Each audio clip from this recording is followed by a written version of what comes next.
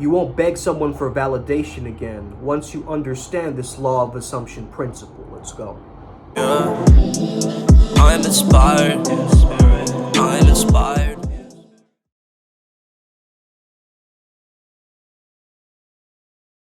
Hey there guys, how's it going? My name is Sumit Chatterjee from the Flow Zone Academy, and I'm a flow state coach, which means that I help you feel better and perform better.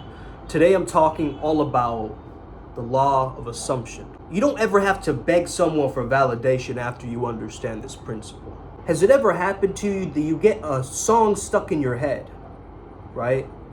And you see it on the radio, and then it turns up on your Spotify playlist, and then someone next to you starts talking about it? Has this ever happened to you? Okay, give me a thumbs up if this has happened to you. You're pulling up some song on your Insta feed, and I mean, we don't have TikTok here in India. Sucks for us, okay? I don't think so, actually. I think it's a blessing in disguise, you know what I mean? Or you're with a friend, right, and you both go, oh man, I was about to say that, right? I was about to say that. So this kind of telepathy that happens, right? A telepathic empathy, a telepathic feeling. When you know that, like, let's say a mother has this kind of intuition for her son, right? When her son's in trouble, she gets like these spidey senses that kick in. Going, I should check up on Jeremy, you know, what he's up to. You know, it's like a motherly instinct. So you gotta be aware of this intuition, right? And you're thinking about some person and then they show up in the restaurant you're in, something like this, right? These freaky coincidences or synchronicities or miraculous moments keep happening for certain people. And we wonder, what is that, right? Is it the reticular activating system putting together your selective focus in such a way, you know, that you get that reality? I think a lot of people, man, this law of attraction stuff, right? It's like the same thing, right? In every video, they just tell you the same thing. Visualize, right? And you're going, dude, I already visualize, you know, I'm living it. I'm living from it. You know, it's different, right? The Flow Jedis on this channel know there's a difference.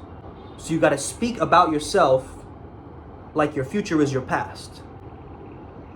You get what I'm saying? You got to speak to yourself as if your future is your past. This is such a great technique, guys, because if you can master this and truly feel it and truly believe in it, your results will start manifesting faster.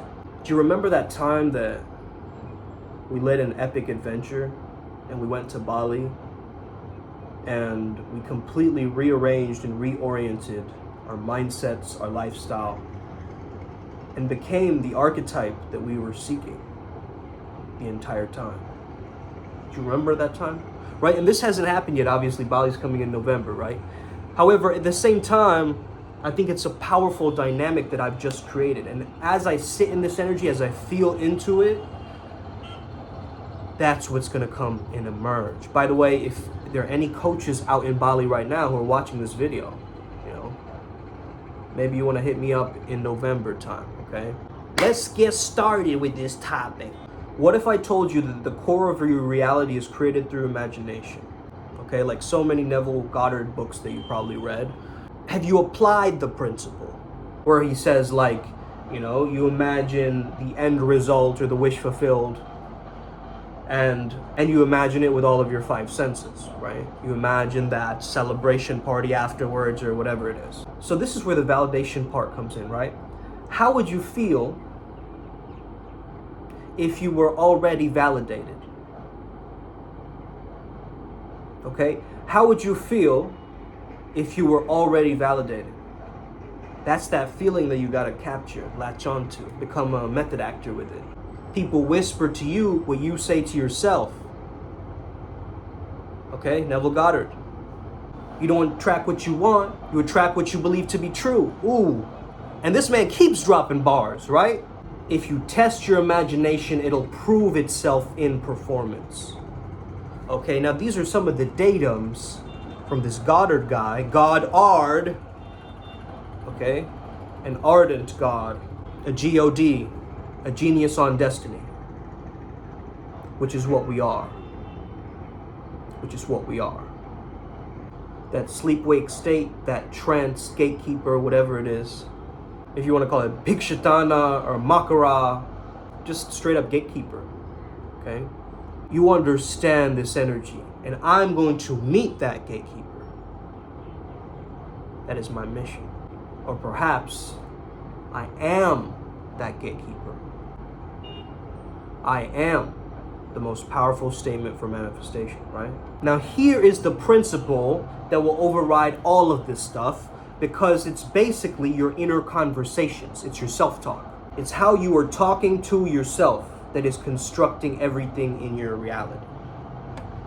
So you gotta make your imagination more real than the reality.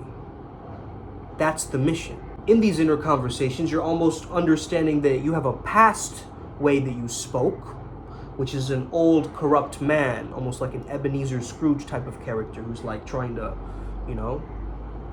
get his way. And the other side is like a youthfully exuberant but overly ambitious, kind of foolish young guy, right? Who's just running this way. And together they create Janus, the god of doorways. And he's a gatekeeper himself. So we are the talking animals. We can't stop talking. Not to ourselves, we can't. We can stop talking in the external world, that's okay. But there's still a conversation happening right now with yourself. So how am I talking to myself? How am I talking?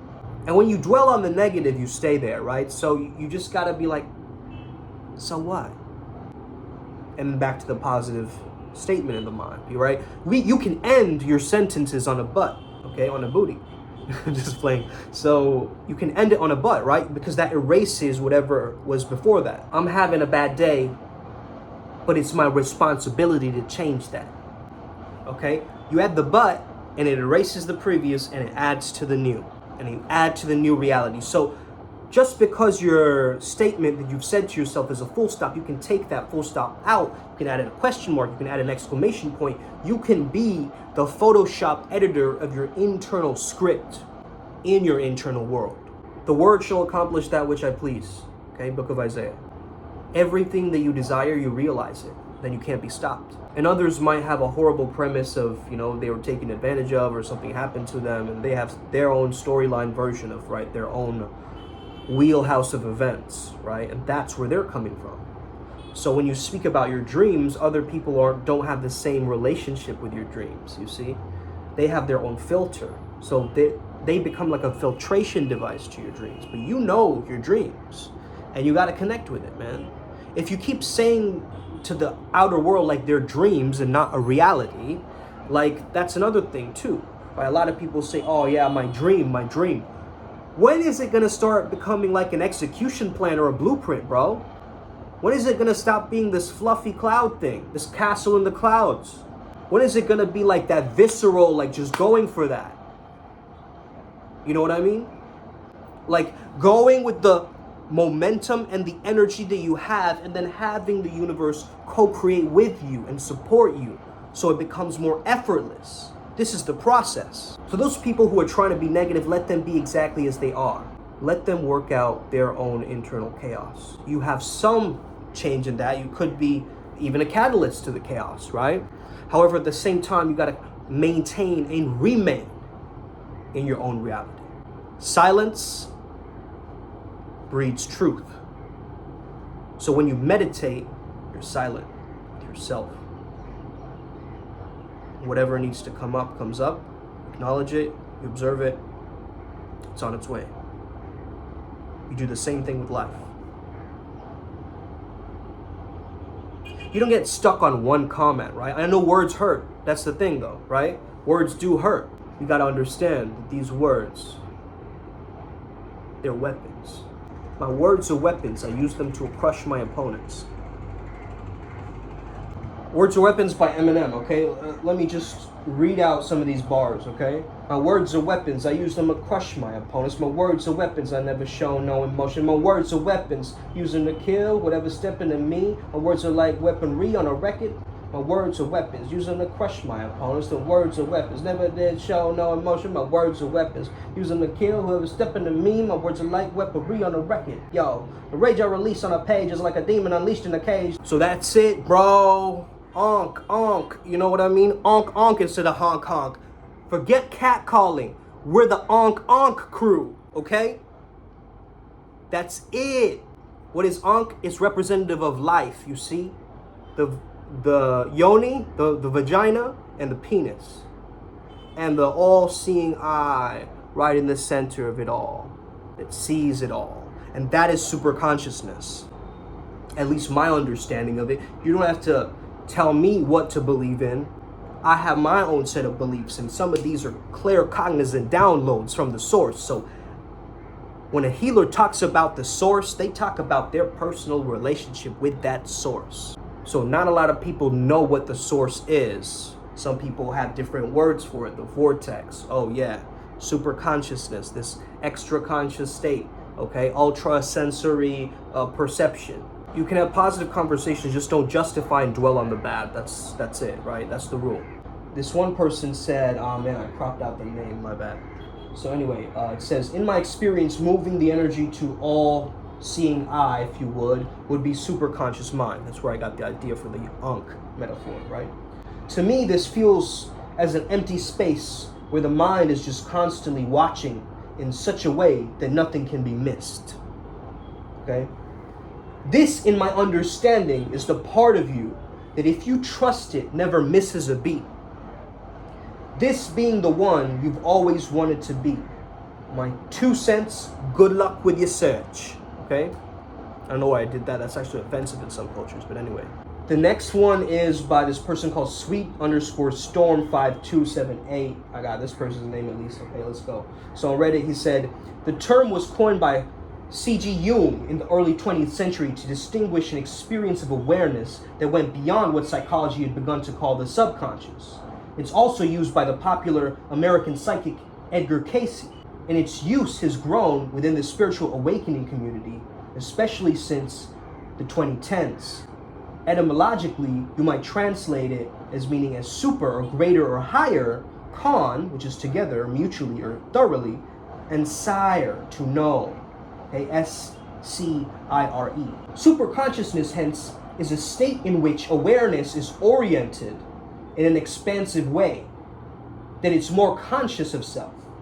It has fuller awareness of the big picture than the ego or the identity. In my experience, also working with clients, it is the awareness that they have awareness of all other parts of the psyche, as well as wholes and systems that they may be a part of. Wholes is in W-H-O-L-E-S, right? For Jung, as I understand it, the superconscious is the state reached by establishing access to the higher self through practice, leading to a state of fuller awareness. In experience, I'm not convinced it is different from the subconscious. They're all just labels for states of mind, and self is not finite or singular. What a great, set of intellectuals, debating online. Okay, and doing it so eloquently with articulation, right, and intelligence and depth. So, yeah, kudos to these Reddit conversations. Kind of interesting what's going on.